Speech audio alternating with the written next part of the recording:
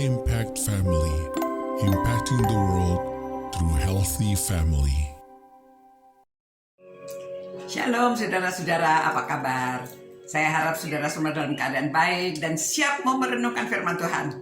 Saudara, 30 hari lagi adalah hari Paskah.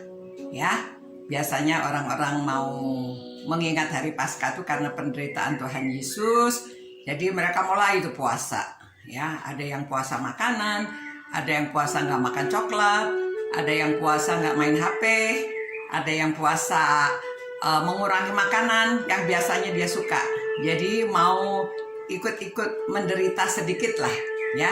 Tapi tujuannya mengenang kasih Tuhan kepada kita yang sudah memberikan Kristus bagi kita. Itu sebabnya dalam 30 hari ini kita membicarakan tentang kasih. Karena tema Paskah itu sebetulnya kasih. Karena begitu besar kasihnya, sehingga Allah memberikan Tuhan Yesus Kristus bagi saudara dan saya supaya kita bisa ditebus dosanya.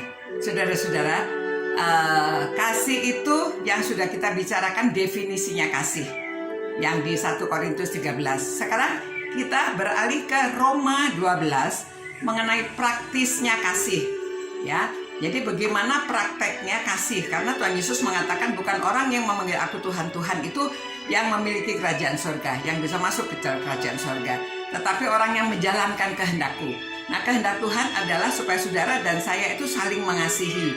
Ya, kita mempraktekkan kasih karena Allah sudah terlebih dahulu mengasihi kita, sudah menunjukkan kasihnya kepada kita, ya, sehingga memberikan Yesus. Itu sebabnya saudara, saya ingin memberikan praktisnya kasih itu gimana supaya kita tahu kehendak Allah dan kita menjalankan dalam menyongsong hari Paskah. Saudara, kasih itu Paulus mengatakan hendaklah kasih itu jangan pura-pura. Jauhilah yang jahat dan lakukanlah yang baik. Nah, itu intinya. Jauhi yang jahat, lakukan yang baik. Yang bagaimana? 1. Hendaklah kamu saling mengasihi sebagai saudara dan saling mendahului di dalam memberi hormat. Jadi saudara-saudara, mendahului dalam memberi hormat, ya. Saudara, kalau di antara saudara ada yang mungkin sedang marahan, sedang tidak berbicara satu sama yang lainnya. Jadi saya harap saudara setelah renungan ini saudara harus saling memberi hormat, ya, mendahului dalam memberi hormat. Jadi ada mungkin anak yang lagi nggak bicara sama orang tua, atau suami sama istri lagi nggak ngomong, atau sama orang tua, mertua gitu ya, lagi musuh-musuhan. Saudara nggak boleh lagi, ya, karena kalau saudara prakteknya kasih itu saling memberi hormat, ya. Kita siap-siap karena kita ini bersiap-siap untuk hari Tuhan, ya, supaya kita mempraktekkan kasih supaya kita diterima dalam kerajaan surga. Saudara, saling memberi hormat itu memang tidak bisa diminta, ya. Orang menghormati itu harus kita yang menghormati terlebih dahulu. Dulu saya pernah bekerja dan bos saya itu agak gimana ya, dia itu ngomel-ngomel karena dia merasa orang-orang pegawai itu lebih menghormati saya daripada kepada dia. Lalu dia panggil saya, Ibu Susi, kan ketuanya saya, tapi kok orang-orang lebih menghormati ibu. Jadi sekarang ibu harus memberitahu karyawan supaya mereka, saya ini ketuanya, jadi mereka harus menghormati saya. Oh begitu ya Pak ya? Saya nggak tahu. Oke, saya sampaikan karena saya bagian HRD, ya. Jadi saya memberitahu karyawan supaya memberi hormat ketua kalau ketemu itu.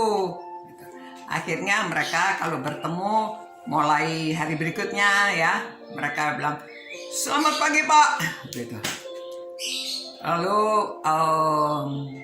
ini mereka cerita, akhirnya minggu depannya mereka bercerita, wah Bu, kami tuh memberi hormat, tapi Pak Ketua itu nggak balas hormatnya. Jadi kami yang hari pertama Ibu bilang suruh memberi hormat, kami semuanya begini nih, selamat pagi Pak kalau bertemu. Terus gitu karena dia nggak balas, dia cuma nengok doang katanya, nggak memberi hormat. Akhirnya besoknya mereka berdiri, kalau ketua lewat, selamat pagi Pak, gitu ya, karena itu pagi waktu datang. Oke, cuman ditengok doang, nggak dibales selamat pagi gitu ya. Akhirnya besokannya lagi katanya waktu ketuanya datang dia tetap aja nyapu, dia tetap membersih-bersihkan. Di kantor nggak memberi selamat pagi lagi. Nah itu sebabnya saudara-saudara, kalau kita mau dihormati, kita harus menghormati ya. Tetapi itu sebabnya kita lebih dahulu. Paulus itu luar biasa ya, mengajarkan saling memberi hormat, mendahului dalam memberi hormat ya. Dikatakan saling mendahului dalam memberi hormat. Jadi saudara, kalau kita menghormati orang, orang menghormati kita. Itu sebabnya walaupun kepada anak-anak, walaupun kepada orang yang pekerjaannya itu hanya sederhana, kepada pembersih, kepada office boy, kepada siapa saja, kalau kita ketemu harus memberi hormat. Hormatnya itu ya hanya bilang selamat pagi, apa kabar, menyapa lah ya.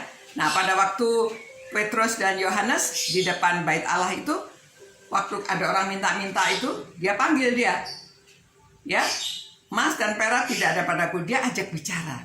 Itu sebabnya orang yang lumpuh itu kaget ya. Belum pernah ada orang yang ngajak bicara. Tapi ini Petrus dan Yohanes mengajak dia bicara. Itu sebabnya dikatakan, bangkit, bangunlah, berjalanlah. Langsung dia bisa berjalan ya. Saudara, tetapi kadang-kadang itu sulit memulai. Saudara harus dengan sengaja karena itu kehendak Tuhan. Agar kita saling mendahului dalam memberi hormat dan prakteknya kasih. Ya, mari kita berdoa. Tuhan, terima kasih karena Tuhan ingin kami menjalankan kehendak Tuhan dengan saling mendahului dalam memberi hormat. Tolong Tuhan, orang-orang yang merenungkan firman-Mu ini dapat melakukan saling memberi hormat dalam keluarga, antara saudara, antara orang tua, semuanya Tuhan. Supaya tidak ada lagi yang tidak menyapa, tetapi saling menyapa dan saling memberi hormat. Terima kasih Tuhan, karena firman-Mu selalu mengajarkan agar kami melakukan yang baik. Demi nama Tuhan Yesus kami berdoa. Amin. Amin saudara-saudara. Sampai bertemu pula dan kita akan belajar bagaimana prakteknya mengasihi.